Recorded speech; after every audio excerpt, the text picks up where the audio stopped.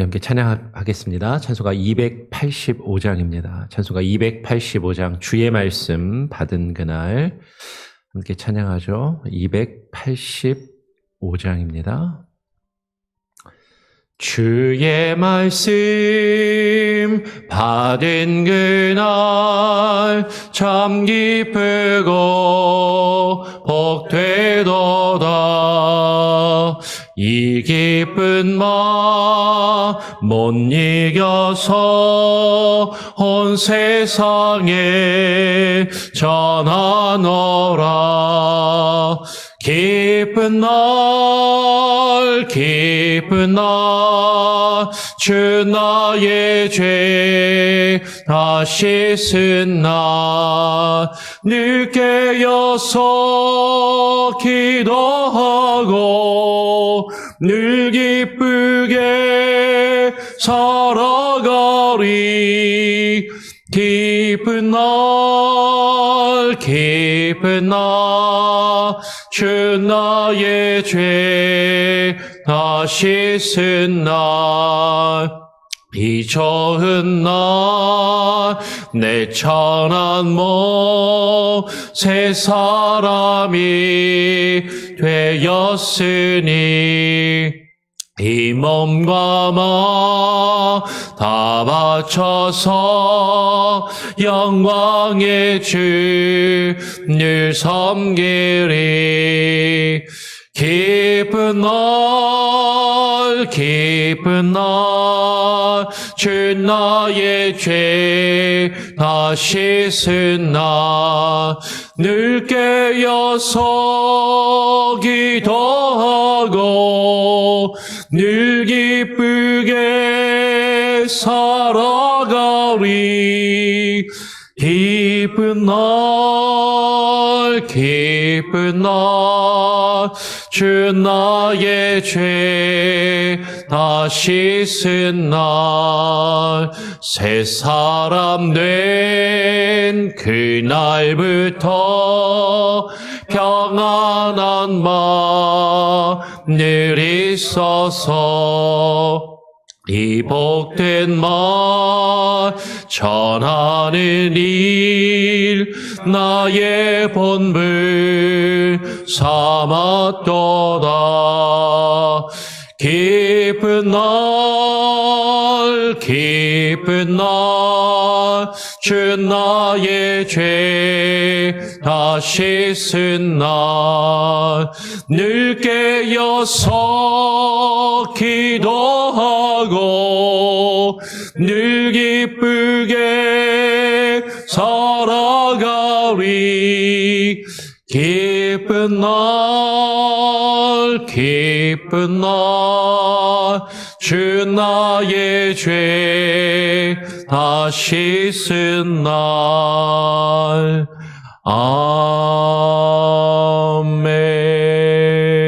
아멘. 하나님 아버지 감사합니다.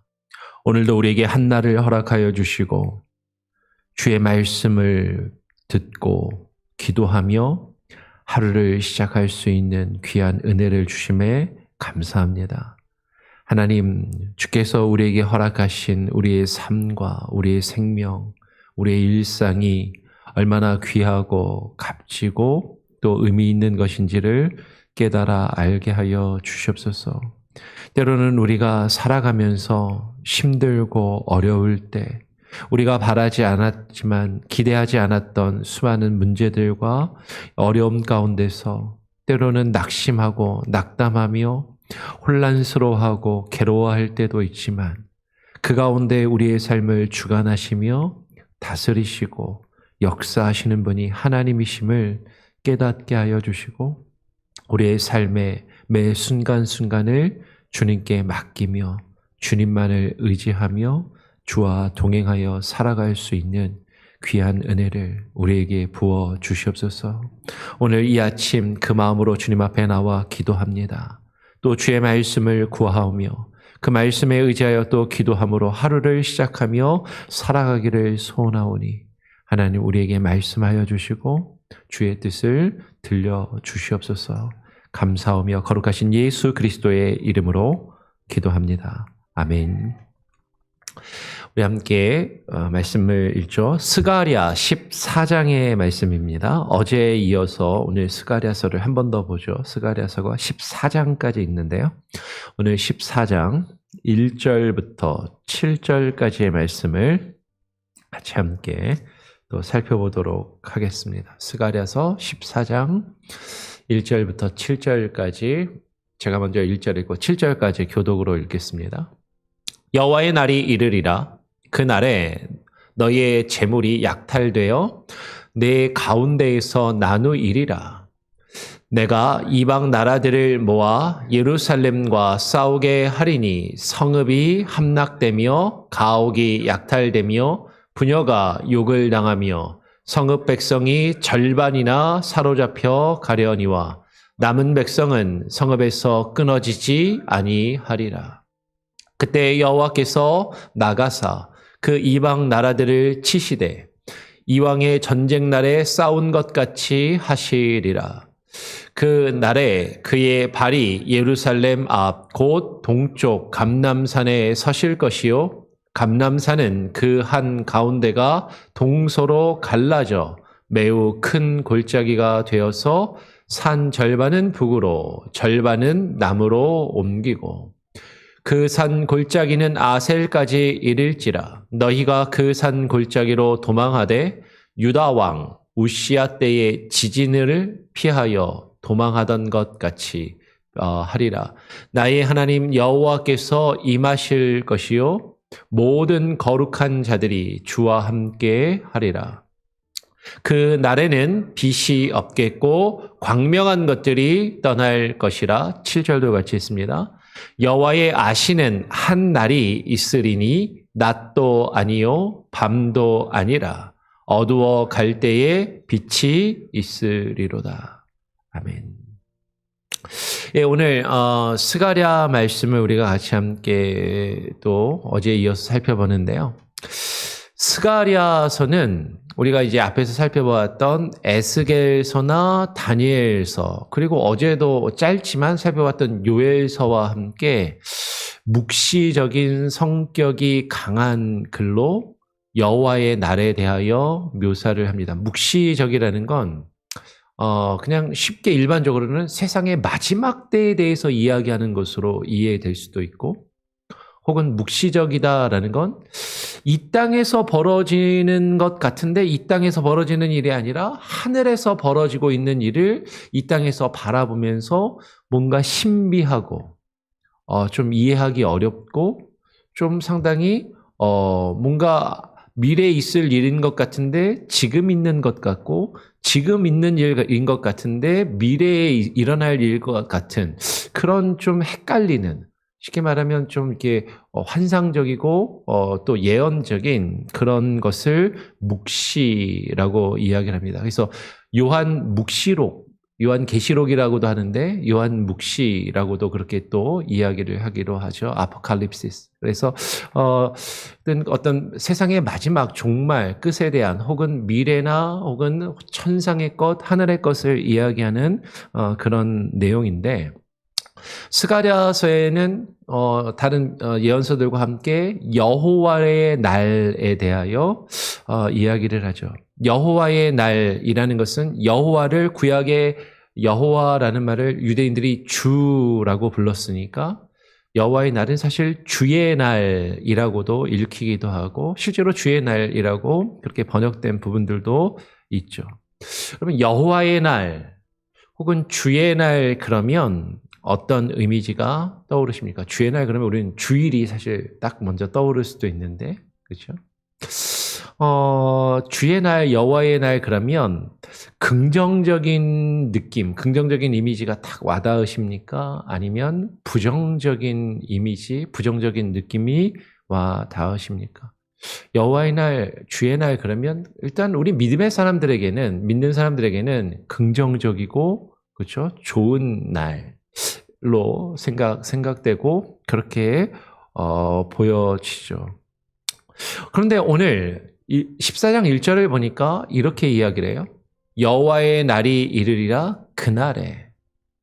여호와의 날이 긍정적이고 좋은 느낌, 좋은 날일 것 같은데 그날에 너희의 재물이 약탈되어 내 가운데에서 나누이리라 라고 이야기를 하고 있는 것이죠. 스가랴서가 묘사하고 있는, 스가랴서뿐만 아니라 지금 우리가 살펴보고 있는 구약의 여러 예언서, 선지서들에서 말하고 있는 여호와의 날은 부정적인 모습과 긍정적인 모습이 함께 섞여 있다라는 것을 우리가 발견하게 됩니다. 일단 지금 부정적인 내용들을 이야기를 합니다. 2절에 이어서 내가 이방 나라들을 모아 예루살렘과 싸우게 하리니 성읍이 함락되며 가옥이 약탈되며 부녀가 욕을 당하며 성읍 백성이 절반이나 사로잡혀 가려니와 남은 백성은 성읍에서 끊어지지 아니하리라 라고 이야기를 하는 것이죠.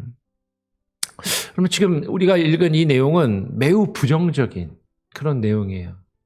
여호와의 날, 그날에 이방 나라들이 다 모여가지고 하나님을 믿는 백성들이 거하는 그 예루살렘 성과 싸움을 싸우고 그 예루살렘 성이 그 이방에 함락이 되어서 가옥이 약탈을 당하고 부녀자가 욕을 당하고 성읍 백성들이 다 사로잡혀 가게 되는 그런 일들을 이야기를 하고 있는 것이죠. 그런데 이런 부정적인 묘사와 함께 근데 희망의 끈을 놓지 않도록 희망의 이야기를 2절 뒷부분에 또 이어서 이야기를 하죠. 남은 백성은 그 성읍에서 끊어지지 아니하리라라고 그렇게 이야기를 합니다. 그 남은 백성은 성읍에서 끊어지지 아니할 것이다 라고 하면서 이어서 3절에 그때에 여호와께서 나가사 그 이방 나라들을 치시되 이왕의 전쟁 날에 싸운 것 같이 하시리라 라고 이야기를 해요. 근데 그때는 여호와의 날, 그날에 여호와께서 나가셔서 그 예루살렘을 공격하는 주의 백성들을 공격하는 이방 나라들을 치시고 그들과 싸우실 것이다 라고 이야기를 합니다. 지금 이게 여호와의 날에 함께 이루어지고 있는 모습이다라는 것이죠. 그러면서 이왕의 전쟁 날에 싸운 것 같이 여호와의 날에 여호와께서 그의 백성들을 공격하며 그의 백성들을 위협하는 그 이방 나라들과 싸워 그들을 물리치실 것이다 라고 말씀하고 있는 것이죠. 좀 헷갈리지 않나요? 이방의 나라들을 모아서 그 하나님의 백성이 거하는 예루살렘과 싸우게 하시는 것도 여호와이시고 그 이방 나라들이 와서 그 예루살렘을 공격할 때 그 이방 나라들과 싸우며 그 백성을 지키시고 보호하시는 것도 여호와이시다라고 이야기를 하는 것이죠. 근데 이것이 여호와의 날, 주의 날에 함께 이루어지고 있다라는 거예요. 그러니까 여호와의 날은 하나님께서 그 백성의 죄악을 심판하시고 징계하시는 심판과 징계의 날이기도 하면서 또한 동시에 그날은 여호와께서 그 남은 백성을 구원하시는 날이라고 지금 묘사를 하고 있는 것이죠. 어떻게 보면 이건 서로 반대되는 것 아닙니까? 서로 앞뒤가 안 맞는 것 아닙니까? 그 하나님이 벌하시는 하나님이십니까? 우리를 지키시고 보호하시는 하나님이십니까? 우리는 둘 중에 하나였으면 헷갈리지 않고 그것을 벌하시는 것 말고 그냥 우리를 지키시고 보호하시기만 하셨으면 좋을 것 같은데 근데 성경이 증거하는 그 여호와의 날은 이 두 가지가 함께 동시에 이루어지는 날이라고 이야기를 하는 것이죠. 그러면 스가랴가 묘사하고 있는 여호와의 날은 단지 이스라엘의 멸망이 아닌 이 세상의 마지막을 아까도 말씀드린 것처럼 이 세상의 마지막, 이 세상에 대한 하나님의 심판과 종말에 대해서 묘사를 하고 있는 것으로 보입니다. 오늘 이어서 4절은 이렇게 이야기해요. 그날에 그의 발이 예루살렘 앞 곧 동쪽 감람산에 서실 것이요 라고 이야기를 하죠. 여러분 이 스가랴 14장 4절의 말씀에 근거해서 그런지 유대인들에게는 이런 믿음이 있습니다. 마지막 때가 되면 이 세상이 끝나는 마지막 날이 되면 그날에 메시아가 오게 되는데 메시아가 예루살렘 그 앞, 예루살렘 동쪽에 맞은편에 감람산이 있거든요. 예수님께서 기도하러 올라가셨던 감람산. 그 감람산에 올라가면 감람산이 예루살렘 성전산보다 좀 더 높습니다. 그래서 감람산에서 예루살렘 성이 이렇게 쫙 내려다 보이거든요. 실제로 가면은.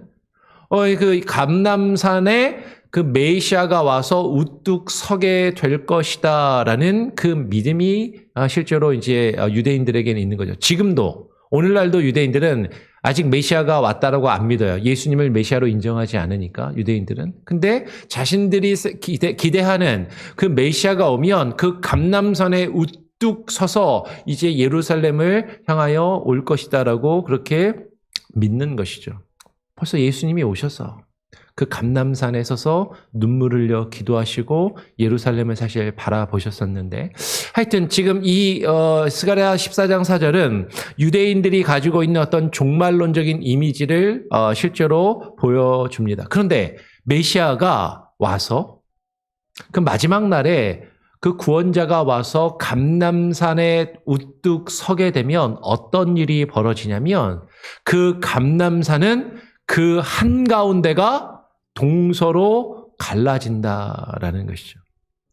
감람산은 여러분들이 볼 때는 이제 거꾸로 해야 되겠죠. 예루살렘 성전이 있으면 예루살렘 성전의 동쪽에 감람산이 있는데 감람산이 남북으로 이렇게 길게 이어지고 있어요. 이스라엘은 산이 남북으로 이렇게 길게 쭉 산맥이 이어집니다. 그런데 그 산이 감람산이 남북으로 이어진 그 산이 동서로 갈라진다는 건 길게 되어 있는 그 산이 쫙 그 남북으로 된 산이 길게 쭉 갈라져서 그 사이에 깊은 매우 큰 골짜기가 생길 것이다라고 이야기를 하는 거죠. 근데 이 산이 이렇게 남북으로 되어 있는 감람산이 동서로 쫙 갈라져서 그 절반은 북으로 쫙 올라가고 그 절반은 남으로 쫙 내려가서 그 골짜기가 길어지고 산이 쭉 더 길어질 것이다라고 지금 이야기를 하는 것이죠. 그러면서 그 산 골짜기는 이어서 보니까 그 산 골짜기는 아셀까지 이를지라. 너희가 그 산 골짜기로 도망할 것이다 라고 이야기를 합니다. 이 산의 골짜기가 남북으로 쫙 연결돼서 아셀까지 저 북쪽에 그리고 북서쪽, 실제로 이스라엘의 지도를 펴놓고 보면 북서쪽 저 끝에까지 그 골짜기가 쫙 길어지고 그 골짜기가 깊어질 것이다 라고 이야기를 하는 것이에요. 그러면서 이때가 어떤 날과 같을 것이냐면 유다 왕 우시야 때의 지진을 피하여 도망하던 것 같이 하리라라고 이야기를 하죠. 실제로 이스라엘의 역사를 보면 큰 지진이 몇 번 언급이 됩니다. 아모스 1장 1절 여로보암 때 지진을 우리가 앞에서 아모스서를 살펴보면서도 이야기를 했었는데 이 아모스에서 여로보암 2세 때 있었던 지진, 북이스라엘의 여로보암 때고 남유다의 우시야 때 이 지진이 있었다라는 것이죠. 그러니까 이스라엘 백성들은요, 큰 지진을 역사적으로 경험한 적이 있어요. 그러니까 세상의 마지막 때가 되면 어떤 일이 일어날까? 자신들이 이전에 겪었던 그 큰 지진, 엄청난 혼란, 그것을 빗대어서 그런 일이 앞으로 또 일어날 것이다. 그 지진이 났을 때 집들이 무너지고 수많은 사람들이 그 가운데 깔려 죽고 엄청난 일이, 그리고 실제로 이스라엘의 그 지진 때문에 그 땅속에 묻혀있던 천연가스나 이런 것들이 올라와서 불이 나고 그런 일들이 있었다라고 이야기를 하죠. 어떤 성서 고고학자들이나 성서 과학자들은 소돔과 고모라의 그 불재앙이 실제로 지진과 연결된 것이 아닐 것이냐라고 해석하는 경우들도 있어요. 지진이 나면서 땅속에 묻혀있던 천연가스 같은 것이 나오면서 큰 불이 났던 것으로 그렇게 또 이해하고 해석하는 사람들도 있는 것이죠. 그러니까 이 지진, 이스라엘 백성들이 역사적으로 겪었던 그 큰 지진이 마지막 때 그때 그 자신들이 겪었던 것과 같은 큰 일이 일어날 것이다라고 이야기를 하는 것이죠. 그러면서 나의 하나님 여호와께서 그때 임하실 것이요. 하나님께서 그때 임하실 것이요. 모든 거룩한 자들이 주와 함께 하리라라고 이야기를 하는 것이죠. 여러분, 우리는 하나님이 나와 함께 하시면 우리는 기대하잖아요. 어려움도 없고 걱정도 없고 힘든 일도 없고 좋은 일들만 있을 것을 기대하기 쉬운데 우리는 사실 그것을 기대하고 하나님을 믿고 하나님을 찾고 구하는 경우가 사실 많은데 오늘 성경은 이야기하는 것이죠. 이와 같은 어려움이 있을 때, 이와 같은 환난과 혼돈이 있을 때, 이와 같은 극심한 어떤 환난과 역경과 괴로움이 있는 그때에 여호와 하나님께서 임하실 것이고 그분이 모든 거룩한 자들과 그 거룩한 자들이 주와 함께하게 될 것이다 라고 그렇게 지금 말씀하고 있다라는 것이죠.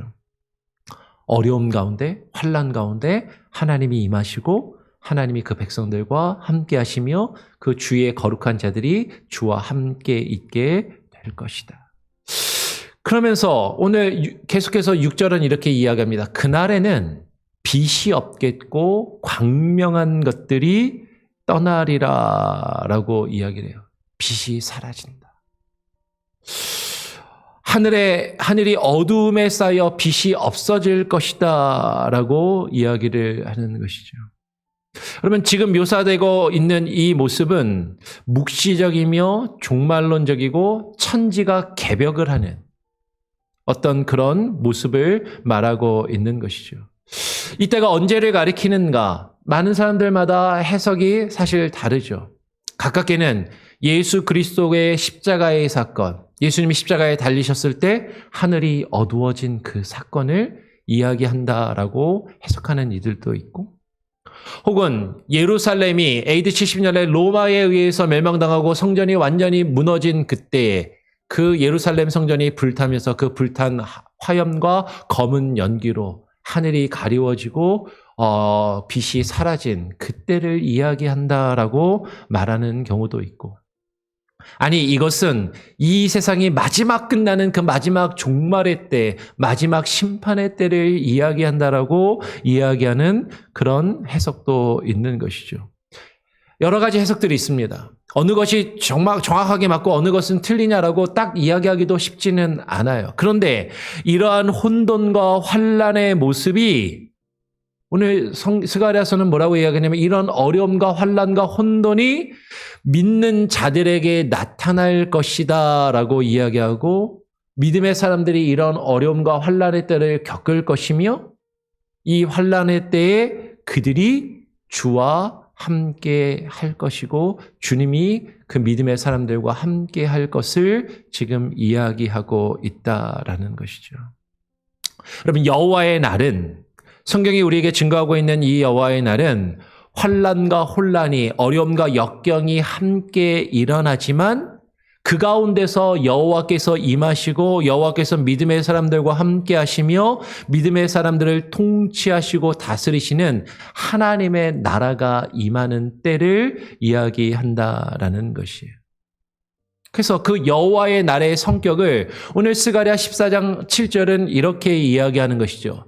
여호와의 아시는 한 날이 있으리니 그 날은 낮도 아니요 밤도 아니라 어두워 갈 때에 빛이 있으리로다라고 이야기를 하는 것이죠. 여호와의 날, 주님의 날은 심판과 구원이 나타나는, 함께 동시에 나타나는 날이다라는 것이에요. 그 여호와의 날에 임할 환난과 역경을, 그 심판은 믿는 사람이라고 해서 결코 피해가는 것은 아니에요. 믿음의 사람도 그 환난과 역경을 겪어야 됩니다. 그 심판의 때를 맞이하게 됩니다. 믿는 자들이라 할지라도 그 혼란과 어려움을 반드시 겪을 수밖에 없다라는 것이죠. 그런데 오늘 성경은 이야기하는 것이죠. 그날에 어두워갈 때, 그 어두움이 있을 때 그 가운데 무엇이 함께 있으리라? 빛이 있으리라라고 말씀하고 있는 것이죠. 그럼 다시 6절에서 그날에는 빛이 없겠고 광명한 것들이 떠날 것이다. 아니, 광명도 없어지고 햇빛도 사라지고 모든 것이 그 빛이 사라졌는데 어디서 빛이 또 다시 나타나고 있게 된다라는 것인가 하는 것이죠. 뭐 앞뒤가 안 맞는 것 같잖아요.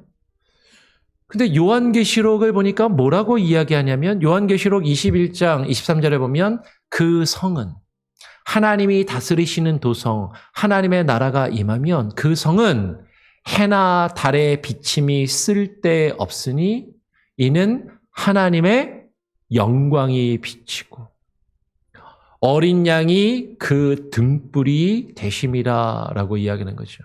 하나님이 다스리시는 도성, 하나님의 나라가 이 땅에 임하면 그 하나님의 나라에는요, 해나 달에 그 빛이 쓸데가 없다라는 거예요. 하나님의 영광이 더 밝게 우리를 비추시고 우리를 밝히 우리에게 그 빛을 나타내시고 하나님의 어린 양이 그 등불이 되셔서 우리를 밝히 비추실 것이기 때문에 이 세상의 빛은 쓸데가 없다라는 것이죠. 근데 마지막 날에 그렇게 된다라는 거예요. 마지막에 이 세상에 우리가 기대던 우리가 희망으로 삼던 그 빛들은 다 사라지고 없어질 것이지만 하나님의 그 영광의 빛이 우리를 비추시고 우리를 지키시고 보호하실 것이다 라고 이야기를 하는 것이죠. 오늘 스가랴서로 돌아와서 스가랴 14장 8절은 이렇게 증가합니다. 그날에 생수가 예루살렘에서 솟아나서 절반은 동해로 절반은 서해로 흐를 것이라 여름에도 겨울에도 그리할 것이다 라고 이야기를 하는 것이죠. 그날이 되면 하나님의 성전이 있는 예루살렘에서 생명수가 흘러나와 솟아나서 흘러 넘칠 것이다. 그 예루살렘에서 하나님의 성전이 있는 곳에서 생명수가 강물과 같이 흘러나와서 그 절반은 동해로 그 절반은 서해로 흐를 것이다 라고 이야기하죠. 절반은 동해로. 예루살렘의 동쪽에 있는 바다는요, 예루살렘 동쪽에 사막밖에 없는데 사해바다가 있어요. 이 동쪽에 있는 바다는 사해바다를 이야기하는 것이고 절반은 서해로, 서해는 지중해 큰 바다를 이야기하는 것이죠. 그 생명수가 흘러서 그 온 세계로 흘러 넘쳐갈 것인데 중요한 것이 여름에도 겨울에도 그러하리라. 여러분, 이스라엘은요, 여름에는 비 한 방울 내리지 않고 겨울에만 비가 옵니다. 미국에 가면 저쪽 그 캘리포니아 지역에 가면 실제로 그렇거든요. 제가 살던 캘리포니아의 그 세크라멘토나 LA 지역은 여름에는 비 한 방울도 오지 않습니다. 겨울에만 비가 와요. 그러니까 이스라엘이 그래요. 그러면 여름에는 비 한 방울도 내리지 않으면 여름에는 비가 하나도 오지 않으니까 강이 바짝 마르고 여름에는 물이 흐르지 않다가 겨울에 비가 오면 비가 올 때만 흐르는 강이 있습니다. 그것을 와디라고 그러거든요. 건천. 그 이스라엘의 대부분의 강은 와디고 건천이에요. 그런데 이 강은 겨울에만 흐르는 것이 아니라 여름이나 겨울이나 늘 언제나 변함없이 흘러날 것인데 그 근원이 예루살렘 성전에서 생명의 샘이 흘러넘쳐 온 땅으로 사해바다와 지중해까지 흘러 넘칠 것을 말씀하고 있다라는 것이죠. 오늘 스가랴 13장, 우리가 지금 14장을 보고 있지만 그 앞에 13장 1절에 이런 말씀이 있어요. 그날에 죄와 더러움을 씻는 샘이 다윗의 족속과 예루살렘 주민을 위하여 열리리라.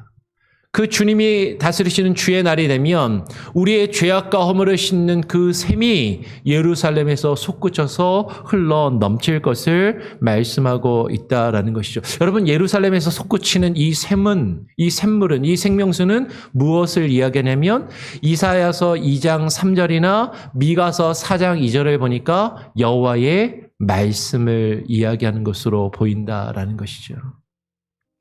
마지막 때에 대해서 미가 선지자가 이사야 2장 3절과 동일하게 이렇게 이야기합니다. 그날에 곧 많은 이방 사람들이 가며 이르기를 오라 우리가 여호와의 산에 올라가서 야곱의 하나님의 전에 이르자. 그가 그의 도를 가지고 우리에게 가르치실 것이니라. 우리가 그의 길로 행하리라. 왜냐하면 이는 율법이 시온에서부터 나올 것이요 여호와의 말씀이 예루살렘에서부터 나올 것임이니라.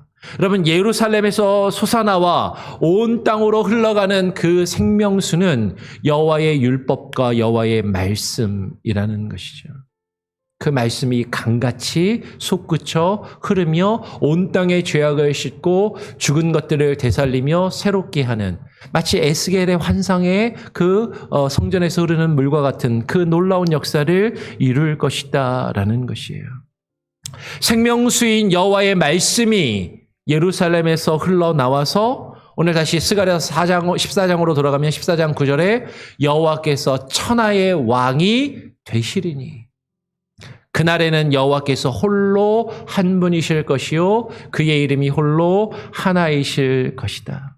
여러분, 그날에 여호와 하나님이 다스리시는 그 도성에서 생명의 물이, 생명수가 솟아나와서 흘러 넘칠 것인데, 그것은 주의 말씀이고 그 주의 말씀과 그 생명수가 흘러 넘치는 그 일들을 통하여 여호와께서 온 땅을, 하늘과 땅을, 천하를 다스리시는 통치자, 왕이 되실 것이다 라고 이야기를 하는 것이죠.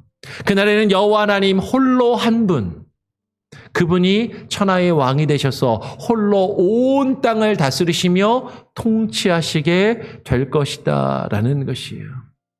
여호와 하나님은 생전에서 솟아나오는 그 흘러나오는 생명의 말씀으로 만물을 다스리시며 만물을 소성시키시고 새롭게 하시는 그 놀라운 역사를 이루실 것이다 라는 것이죠. 여러분, 근데 이것이 언제 일어난다고요? 여호와의 날에.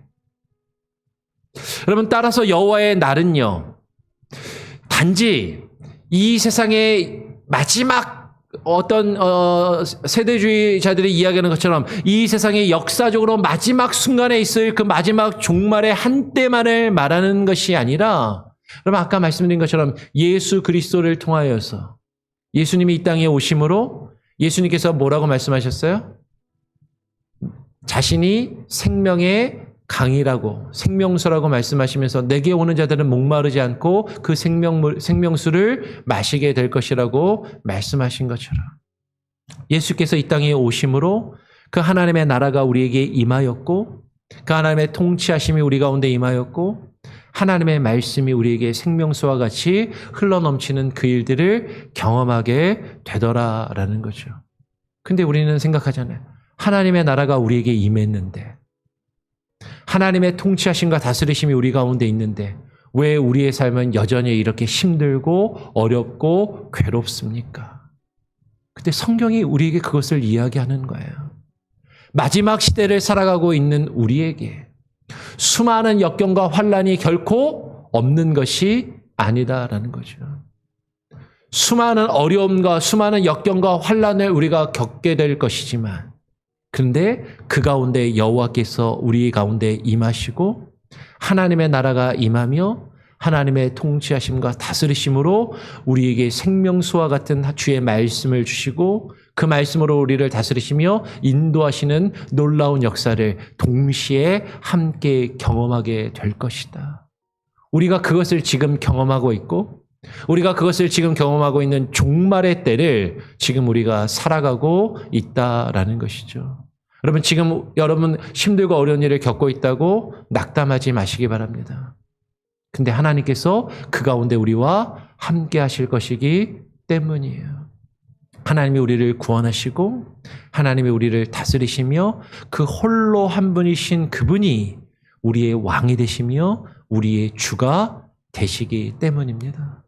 그것을 온전히 믿고 의지하며 주님께 우리의 모든 문제들을 맡길 수 있는, 주와 함께 동행하며 이 마지막 때를 살아갈 수 있는 저와 여러분이 될 수 있기를 간절히 바라고 소원하고 축원합니다. 아멘.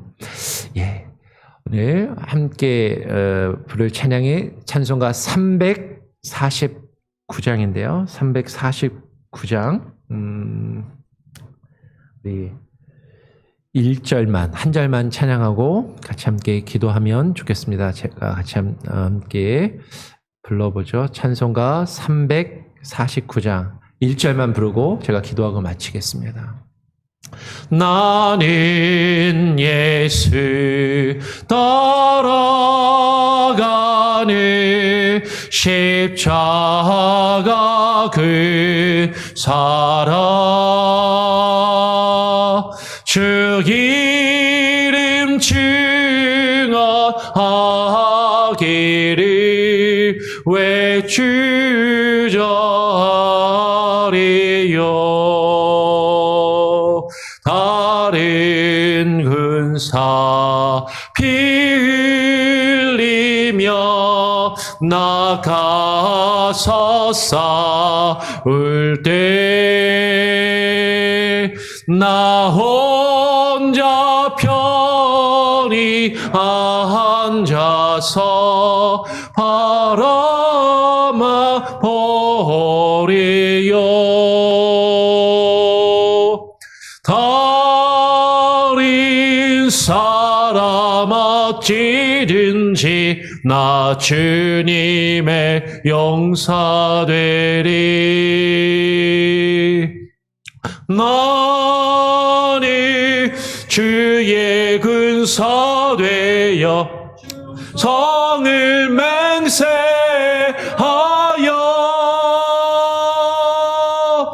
내가 승리하기까지 주내로 싸우리 주님의 용사대 내게 주의 길 맡기소서. 함께 기도하겠습니다. 하나님 아버지 감사합니다. 하나님 우리가 살아가고 있는 지금 이 순간이 예수 그리스도가 이 땅에 오신 그 초림부터 주님이 다시 오실 재림의 그 순간까지가 마지막 때임을 우리가 종말의 때를 살아가고 있음을 깨닫게 하시고 그 마지막 날 여호와의 날에 우리에게 임할 수많은 어려움과 환난들 그것은 영적인 전쟁이요 싸움임을 하나님께서 우리에게 이 싸움과 영적인 전쟁을 허락하셨음을 하나님 우리가 깨달아 알게 하여 주시고 그러나 우리가 이 가운데 수많은 역경과 환난을 당할지라도 주께서 우리와 함께 하시며 우리를 위하여 싸우시고 일하고 계시며 우리를 다스리시고 통치하시는 그 은혜가 우리 가운데에 있음을 하나님 잊지 아니하게 하여 주시며 주님의 다스리심과 통치하심 주님이 우리의 왕 되시고 주인 되심을 깨닫게 하시고 인정하게 하시고 고백하게 하시고 주와 함께 동행하며 주와 함께 이 선한 싸움을 이 영적인 싸움을 싸워가며 이 마지막 때에 주님의 날에 주님의 임재하심과 통치하심을 온전히 구하는 주의 백성으로 살아가게 하여 주시옵소서. 하나님 우리의 삶 가운데 수많은 어려움과 문제들이 있습니다. 우리가 겪는 이 문제들 앞에서 우리가 다른 것을 찾고 의지하는 것이 아니라 하나님을 찾게 하시고 주님을 구하게 하시고 주님이 우리에게 비추시는 영광의 빛 주의 성전에서 흘러나오는 주의 말씀과 그 생수의 강을 우리가 사모하며 그것이 우리의 삶을 변화시키며 새롭게 하시며 우리를 살리시는 그 놀라운 능력을 경험케 하여 주시옵소서. 그 능력의 말씀에 의지하여 우리가 하루하루를 살아가게 하여 주시고 그 말씀에 의지하여 기도하며 또 오늘 하루를 시작하기를 소원하오니 하나님 우리에게 지혜를 주시고 능력을 주시고 주와 함께 주의 길을 걸어갈 수 있게 하나님 우리를 인도하여 주시옵소서. 우리가 겪는 모든 문제, 어려움들 주님 우리가 이것을 피해갈 수 없지만 주께서 이 가운데 우리와 함께 하시며 더욱더 주님을 의지하게 하시고 주님이 우리에게 일하시며 역사하시는 그 선한 일들을 우리로 하여금 바라보게 하시고 주님만을 바라보며 주님만을 의지하며 살아가는 또 오늘 하루 우리의 일생과 우리의 삶이 되기를 간절히 소원합니다. 하나님께서 함께 하시고 지키시며 우리 성도들 한 사람 한 사람 기도의 제목 주께서 들으시고 응답하여 주실 줄 믿사오며 우리 구주 예수 그리스도의 이름으로 기도합니다. 아멘. 하늘에 계신 우리 아버지여, 이름이 거룩히 여김을 받으시오며 나라가 임하시오며 뜻이 하늘에서 이루어진 것 같이 땅에서도 이루어지리이다. 오늘 우리에게 일용할 양식을 주옵시고 우리가 우리에게 죄 지은 자를 사하여 준 것 같이 우리 죄를 사하여 주옵시고 우리를 시험에 들게 하지 마옵시고 다만 악에서 구하옵소서. 대개 나라와 권세와 영광이 아버지께 영원히 있사옵나이다. 아멘. 예, 자유롭게 기도하시기 바랍니다.